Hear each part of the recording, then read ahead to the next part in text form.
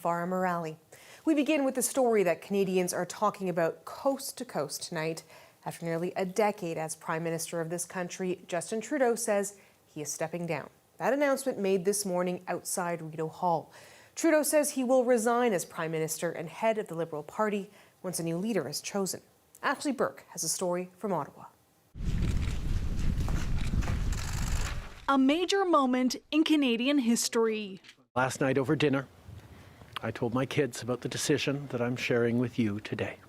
The Prime Minister, who's long resisted calls to resign, now says he'll step down. I intend to resign as party leader, as Prime Minister, after the party selects its next leader. Justin Trudeau addressing the nation from outside his home at Rideau Cottage, repeatedly describing himself as a fighter. Every bone in my body has always told me to fight because I care deeply about Canadians. But staying on as a leader is a fight he couldn't win. It has become obvious to me with the internal battles that I cannot be the one to carry the Liberal standard into the next election. Those internal battles bruising and relentless, growing calls from his own MPs to resign only intensifying after last month's stunning resignation of his Deputy Prime Minister and Finance Minister, Chrystia Freeland. Despite best efforts to work through it, Parliament has been paralyzed for months after what has been the longest session of a minority parliament in Canadian history. Trudeau said it took the holidays and long talks with his family to come to this decision. Removing me from the equation as the leader who will fight the next election for the Liberal Party should also decrease the level of polarization that we're seeing right now in the House. He's now calling for a reset. The Governor-General has approved his request to prorogue Parliament, putting government business on hold until the end of March, while his party holds a competitive race for its next leader. Freeland, former Bank of Canada Governor Mark Carney, former BC Premier Christy Clark, and several cabinet ministers among those viewed as possible contenders. We have to go in elections. But opposition parties are vowing to try and bring down the government with non-confidence votes after that. New Democrats will be voting against this government for an election where Canadians will have a choice. They want to protect their pensions and paycheck by sweeping their hated leader under the rug months before an election to trick you and then do it all over again. The Liberals hope Trudeau's departure changes everything and can rescue the party from some of the worst polling it's seen since Trudeau became Liberal leader more than a decade ago and before Canadians head to the polls sometime this year. Ashley Burke, CBC News, Ottawa. Now, there's plenty of reaction pouring into this announcement, including from right here in Toronto. Some residents saying the writing was on the wall and it's time for a change. Dale Manukduk has that part of the story. And it's time for a reset. After months of pressure, Prime Minister Justin Trudeau arrived at a place where many Torontonians have been waiting for a while, with him stepping aside. It's a good idea that he does. Enough Canadians have had enough with him. I think everyone saw that coming. Hopefully there's a new horizon and new hope for Canadians. This government has too long in the tooth. It needs to go.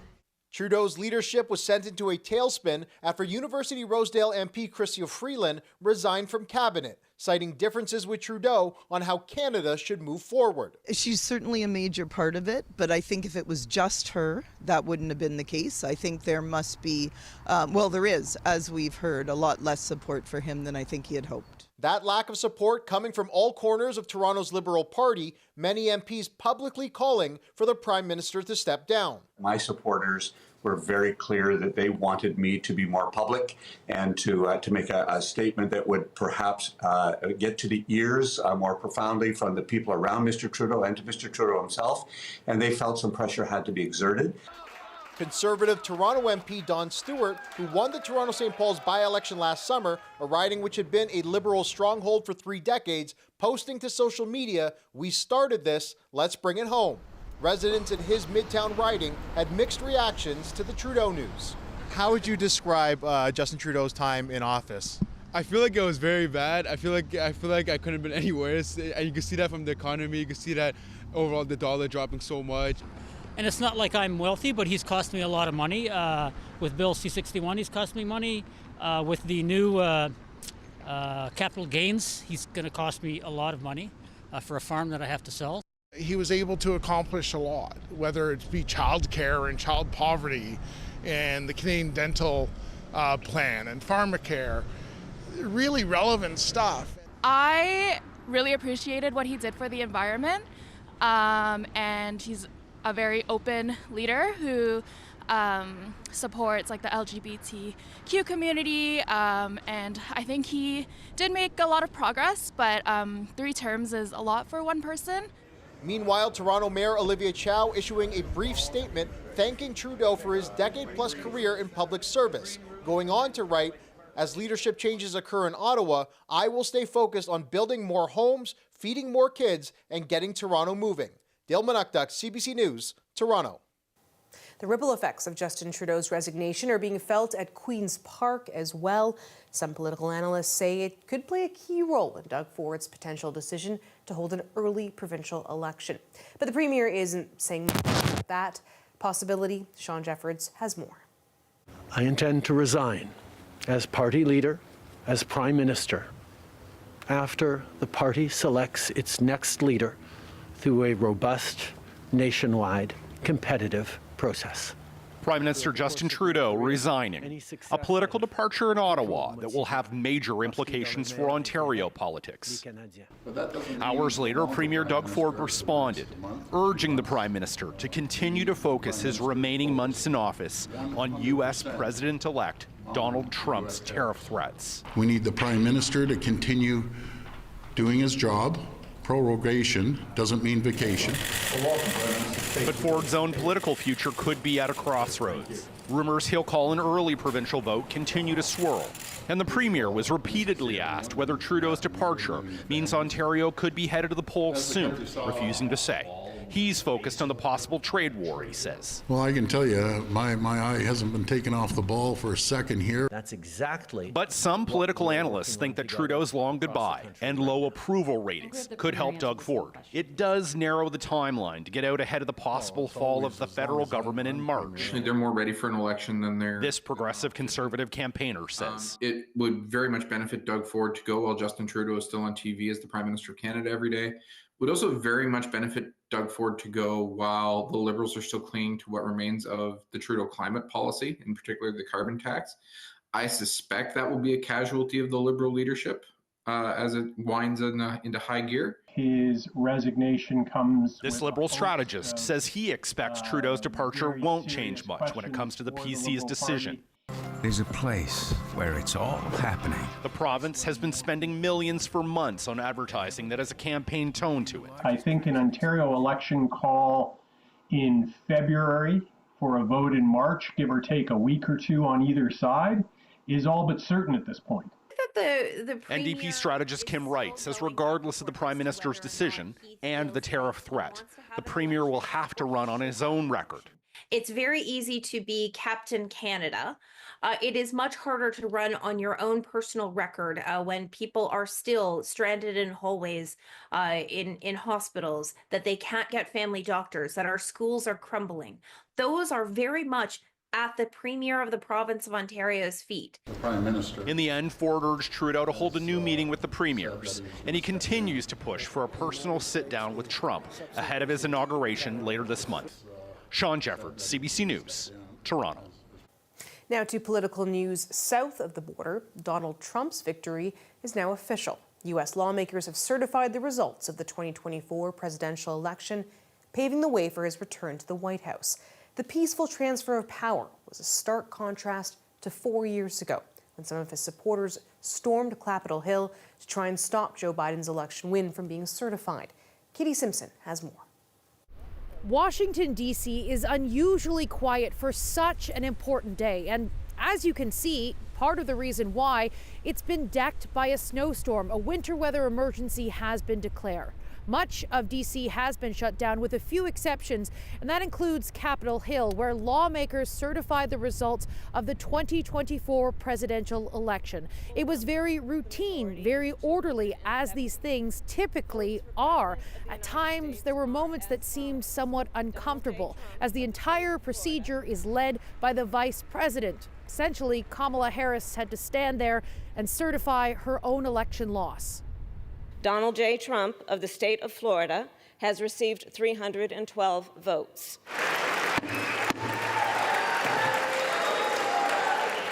Kamala D. Harris of the state of California has received 226 votes. All over Washington, there really is a noticeable increase in security. Before the snow started falling, barricades were put into place, fences were locked in, and that is because of what happened 4 years ago today, when Donald Trump's supporters violently stormed the Capitol and temporarily halted the certification of his election loss. Those supporters had been fed steady lies and misinformation about the election being stolen from him. That didn't happen this go around. Democrats accepted their loss. And while no one was expecting a repeat of what happened on January 6th in 2021, no one wanted to take any sort of chance. Katie Simpson, CBC News, Washington. For many Canadians, it's back to school and work today after the holiday break.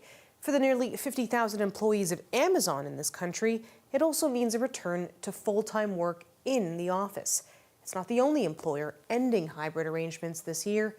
Nisha Patel reports. Amazon employees around the world are heading back to the office 5 days a week. The tech giant is ending its popular post-pandemic policy that allowed staff to work remotely 2 days a week. People are very upset, and we've signed a few letters and done a few events to try to get more support. Workers like CJ Felly in Seattle are speaking out. He thinks employees are happier and more productive when they can work from home. I like the flexibility it provides, and I like that it breaks up the monotony of a workday. CEO Andy Jassy suggested the change will boost collaboration and company culture, but employees say Amazon hasn't provided data to back that up. Amazon is one of the most high-profile companies to roll back remote work entirely. AT&T and Dell have just made similar moves. The longer that you've had this hybrid remote experience, the tougher it will be to pivot back to, somewhat of a normal in-office work experience, for sure. Each of the frameworks. This Calgary fintech firm has had employees back on site for several years. And we've really felt that, having people in office really helped with their mental health. About 19% of Canadians currently work mostly from home. That's more than double pre-pandemic levels. We're seeing fewer options in the market for 100% remote. We're also seeing fewer options in the market that are 100% in an office. So hybrid is definitely becoming the theme for most organizations. A flexible workplace is a big draw for employees. 44% of Canadian workers surveyed prefer hybrid work. Well, I think there's an advantage to whatever allows your workforce to be fully engaged. And today, that appears to be a form of hybrid. Some economists suggest forcing workers back to the office can have serious costs for companies, lowering employee satisfaction and prompting some to quit. Nisha Patel, CBC News, Toronto. 3 people, including a police officer, were injured after a robbery in North York tonight. It happened near Keele Street and Wilson Avenue. Police say multiple suspects robbed a store and fled in a car, which collided with another car, after which the suspects fled from officers on foot. 4 male suspects were arrested after a pursuit. One of them was taken to hospital to be treated for injuries, as was an occupant in the other vehicle.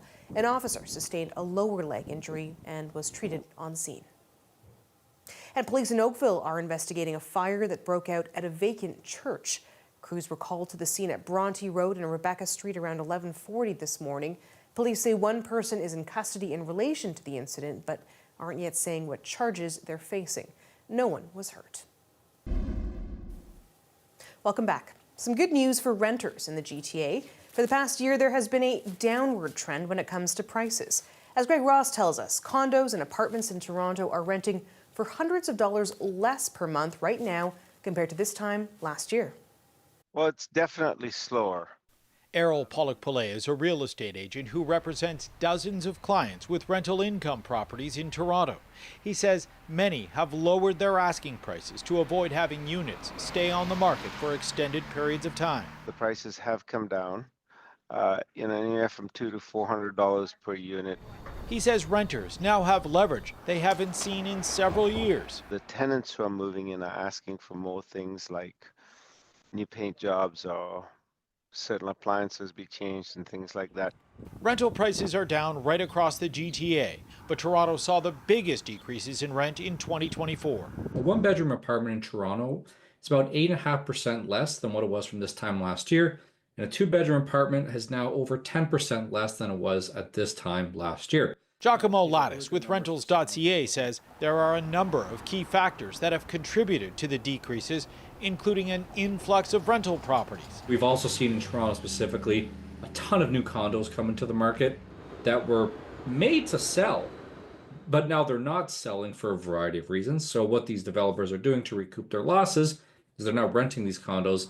He says another trend they've seen is more and more people moving out of Toronto and the province for more affordable locations in the country. Canadians are truly leaving in search of more affordable rents, and that could be in Alberta, could be in the Maritimes, and that's why we've seen those areas in Canada increase rents, because the demand has increased.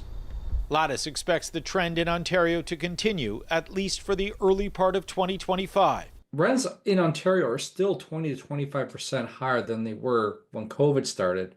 So the fact that these have gone down is a great sign, but they are still so highly inflated that we kind of think that there was nowhere else for them to go but down. Greg Ross, CBC News, Toronto. 2025 was supposed to be the year Ontario became fully accessible to people with disabilities. But advocates at Queen's Park today say we are nowhere close. Lane Harrison explains. The whole idea of transition is to have it smooth. Do twice, or I do one big giant leap. So I'm aware of it because I do it 15 times a week.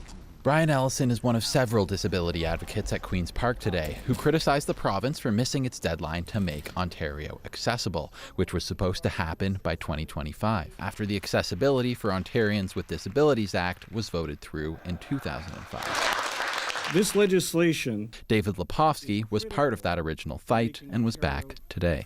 20 years later, on New Year's Day 2025, people with disabilities woke up to a province that is still replete with soul-crushing barriers, to progress that is glacial on accessibility.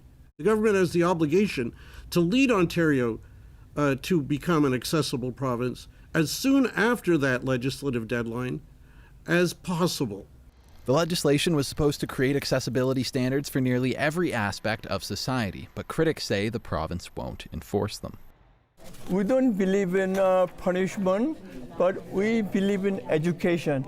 We educate, and 99% of all the accessibility audit is resolved. So it's working. His duty. Lepofsky isn't buying that. This idea that, all we need to do is educate people on accessibility. Governments have been doing that. Disability organizations have been doing that, not for years, for decades. And not only has that ship sailed, that ship sunk. Until the province is fully accessible, people like Ellison will continue to do what they can to navigate Ontario. I have developed my own sense of survival, but I think the skills that we have all acquired on our own only come from when you become disabled, you either, it's fight or flight. The province says it's using a modern regulatory process to make sure standards are implemented, while the city says it goes beyond what's required in provincial legislation when making sidewalks accessible. Lane Harrison, CBC News, Toronto.